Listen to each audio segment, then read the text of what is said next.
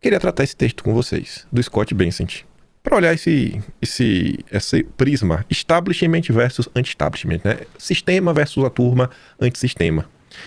Lá nos Estados Unidos, as discussões estão muito mais avançadas em diversos assuntos diferentes. Lá a turma estuda, né? A turma acho que não tem ódio de estudar. O Jason Miller compartilha.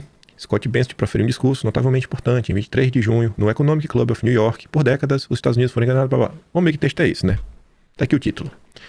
A América estava sendo enganada. A doutrina Bessent afirma que esses dias acabaram.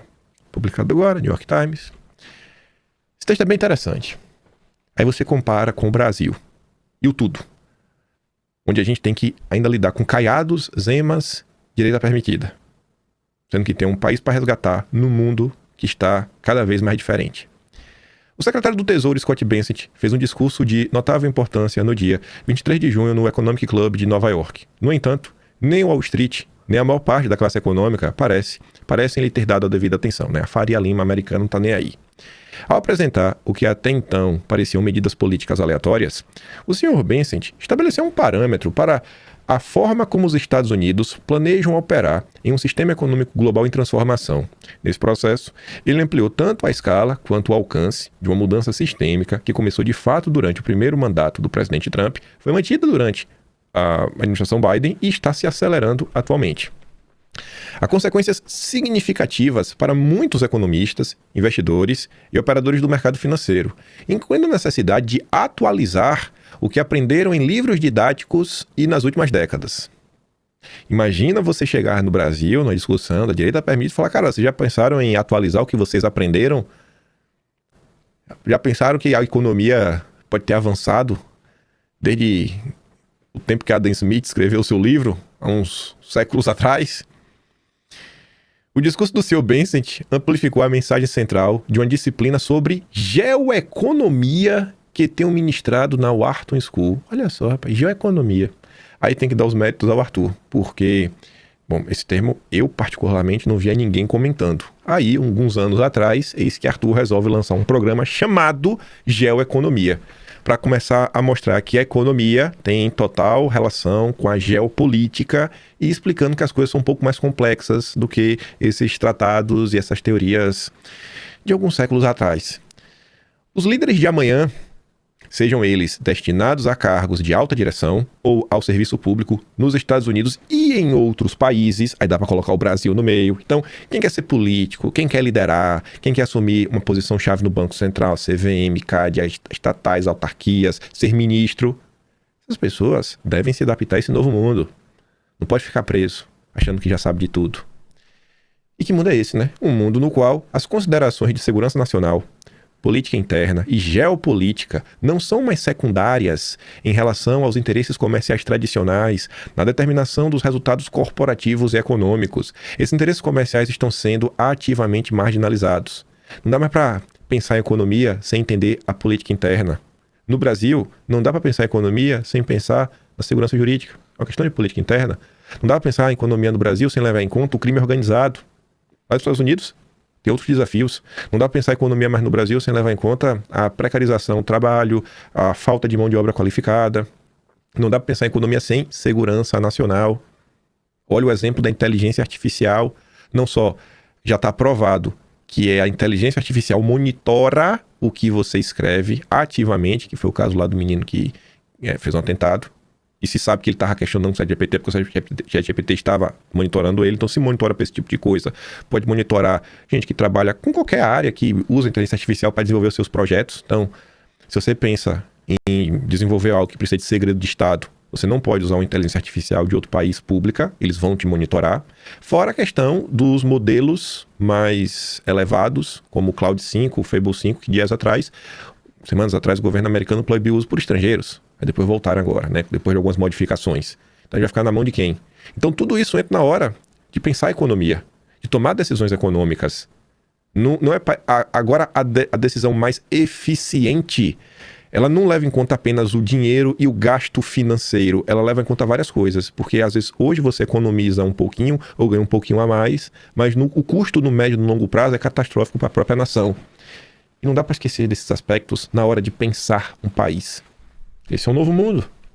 Seja você um país, uma empresa, uma família ou um investidor, seu bem-estar é cada vez mais ditado por um cálculo fundamentalmente diferente. Não são mais apenas os números. A consolidação dessa mudança no regime econômico baseia-se no diagnóstico contundente do Sr. Bessent de que, por décadas, os Estados Unidos foram enganados. A América, essencialmente, falhou em reconhecer que a segurança econômica é parte integrante da segurança nacional. Os formuladores de políticas confundiram conforto histórico com força duradoura, operando sob a suposição ingênua de que uma lista crescente de parceiros comerciais se engajaria de forma justa nos mercados globais. Isso aconteceu? Não. O melhor dos exemplos foi a China. Esses dias acabaram, alertou ele. Os Estados Unidos acolhem seus parceiros e somos mais fortes por causa deles. Mas nossa parceria agora traz consigo expectativas, em alguns casos, obrigações não negociáveis. Tipo, combater o crime organizado. Combater o crime organizado faz parte para a gente poder ser parceiro, porque o crime está atrapalhando e criando problemas internos. Ligados a opioides, pessoas viciadas, famílias desestruturadas e com isso impacto no nosso mercado interno, nossa política interna, que vai impactar a nossa economia. Sei lá, se eu estou pegando aqui um ponto para colocar, que eu acho que faz com que Lula e Trump não se deem muito bem. Por outro lado, com Flávio, a coisa avança muito. Durante seu primeiro mandato, o Sr. Trump instrumentalizou as tarifas, em resposta às preocupações de que um sistema comercial sem reciprocidade, especialmente com a China, colocava os Estados Unidos em desvantagem.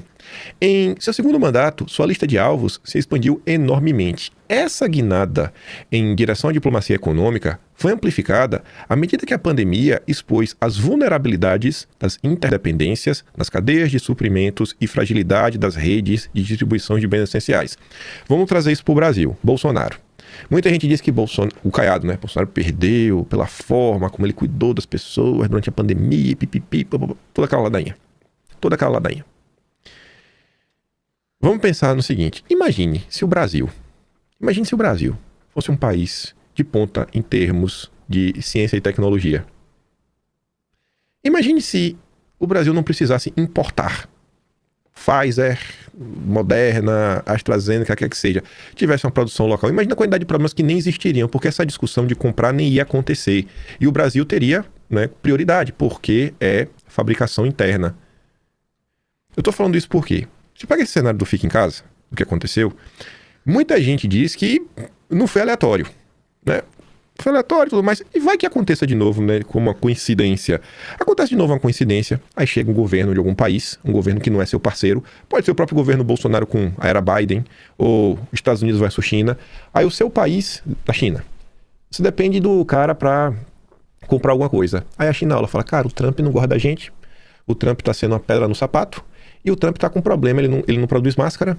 Ele não produz isso, não produz isso, não produz isso. Vou vender não. Vou dizer que eu tô sem, vou dizer que o meu estoque já acabou. Eu vou priorizar outros países. Eu vou dizer que eu estou precisando para ter estoque interno. Não estou precisando, eu vou perder esse dinheiro. Mas isso daí vai gerar uma convulsão social, porque as pessoas lá nos Estados Unidos vão começar a falar que Trump não liga para a própria população. Aí vai gerar um desgaste político eleitoral que a gente pode colher na época das eleições. Então assim, o golpe de Estado que Bolsonaro sofreu nas eleições foi uma coisa. Agora, quando você olha a cauda longa do desgaste que Bolsonaro foi sofrendo, que basicamente também é uma espécie de golpe, isso começou muito antes, com várias e várias narrativas da imprensa. E narrativa. Só que você não tiver um país estrangeiro te sabotando em uma área que é crítica para você, que vai impactar a tua economia de pura safadeza para gerar uma desestabilização de um governo, a turma está falando isso aqui, cara, a gente entendeu que tem algumas coisas que são estratégicas que a gente não pode abrir mão. Temos que ter uma produção nacional. Ou pelo menos, se for para ser dependente de alguém, tem que ser alguma nação amiga, alguma nação aliada. Agora tenta discutir isso com o liberal boletinha. Aí depois do problema da pandemia, veio a invasão da Ucrânia pela Rússia e o ataque conjunto dos Estados Unidos e de Israel ao Irã. Tudo isso abriu o caminho para uma estratégia econômica e financeira chamada fúria econômica. A galera começou a ver que, rapaz, a política está sendo muito influenciada pela economia. Até agora, muitos em Wall Street trataram essas decisões como medidas isoladas e pontuais, provavelmente temporárias. Não, uma hora passa, mas não passaram.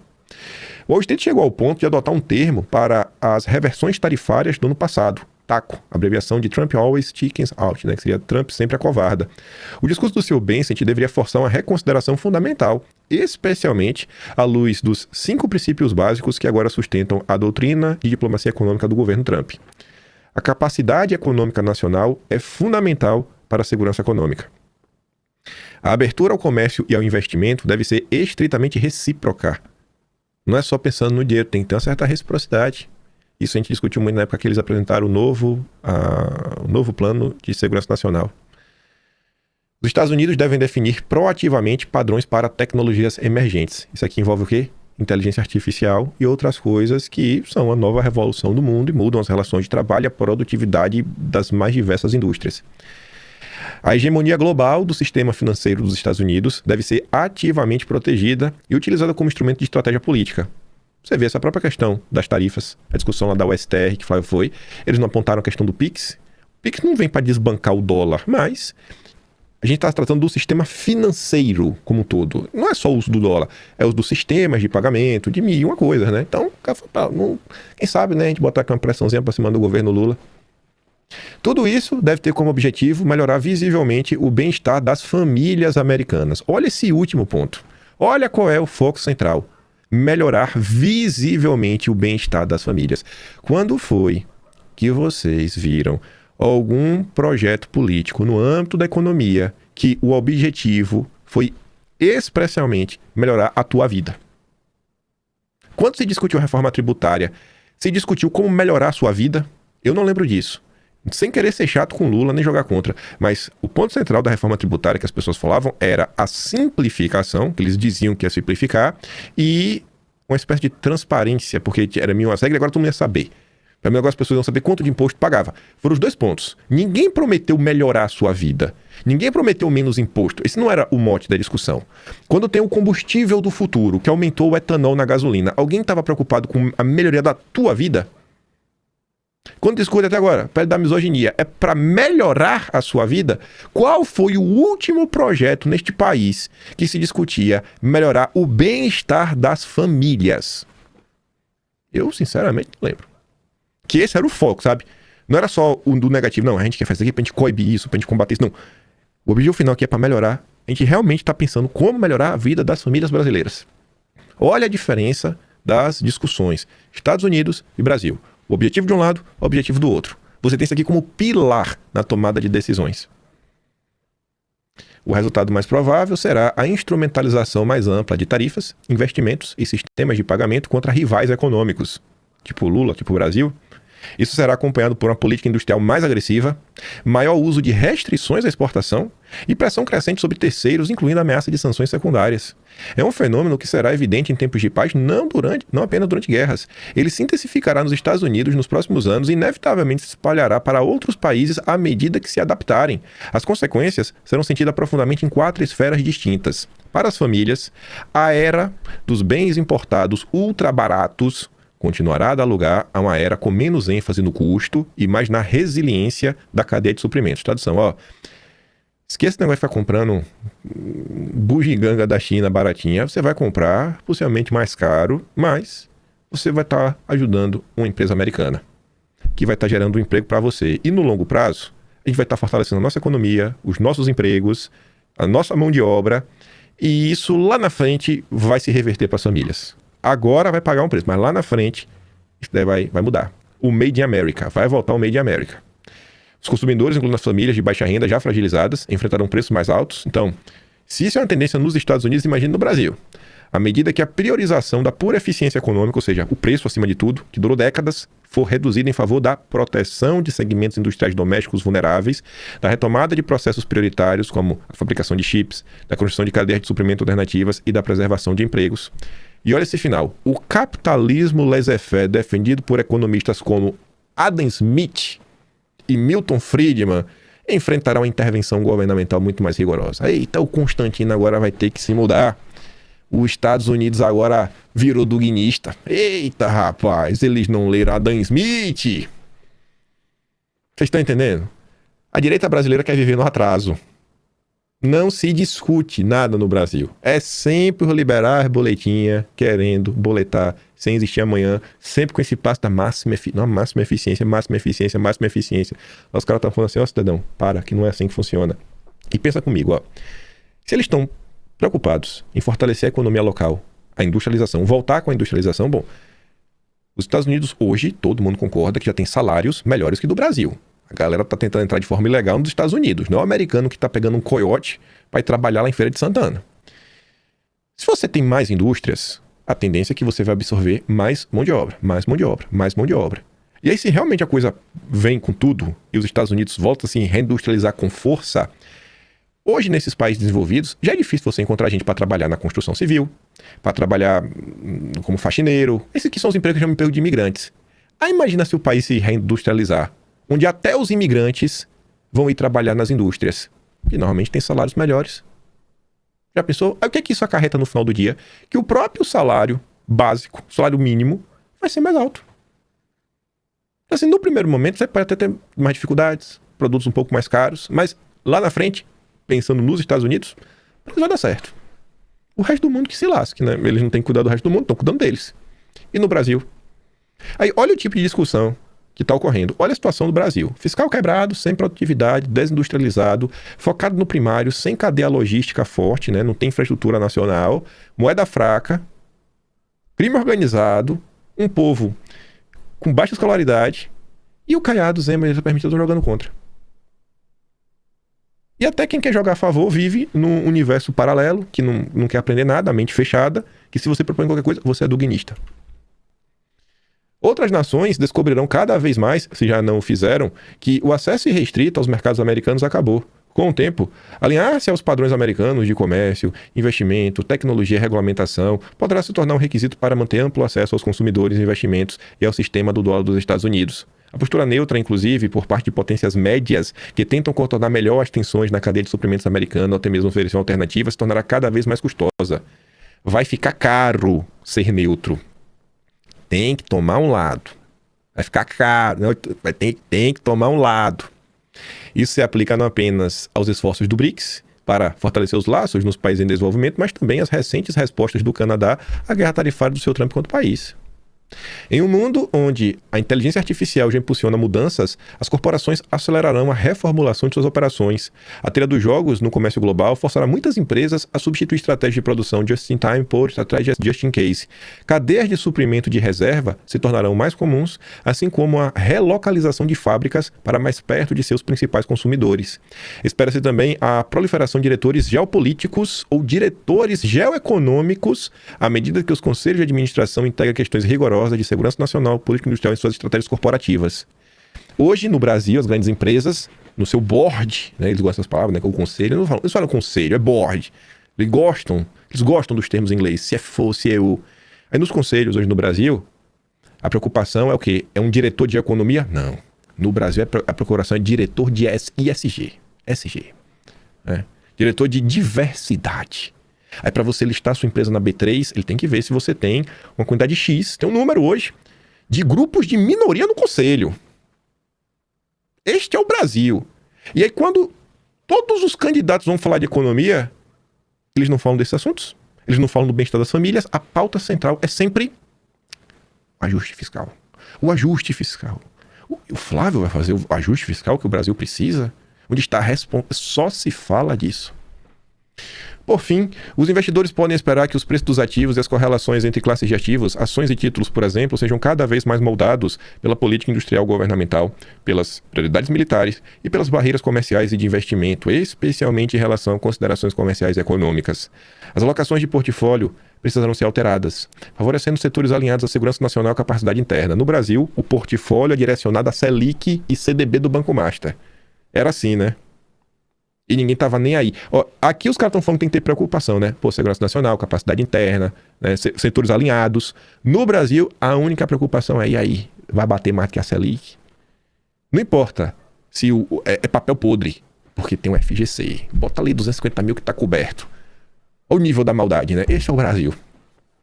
Essa é a Faria Lima. E esse é o mundo real, o que a gente deveria estar discutindo. Isso inclui o setor militar, que já está passando por um ressurgimento na América, na Europa e na Ásia. A transição de uma era impulsionada pela eficiência econômica para uma definida pela geoeconomia e pela diplomacia econômica deixou de ser teórica. Trata-se do novo sistema operacional da economia global e seus mercados. Aqueles que não se adaptarem correm o risco de serem pegos de surpresa por mudanças repentinas nas políticas públicas, tarifas punitivas e fragmentação sistêmica. Para líderes de todos os setores, Reconhecer essa realidade e se adaptar a ela será um diferencial competitivo crucial.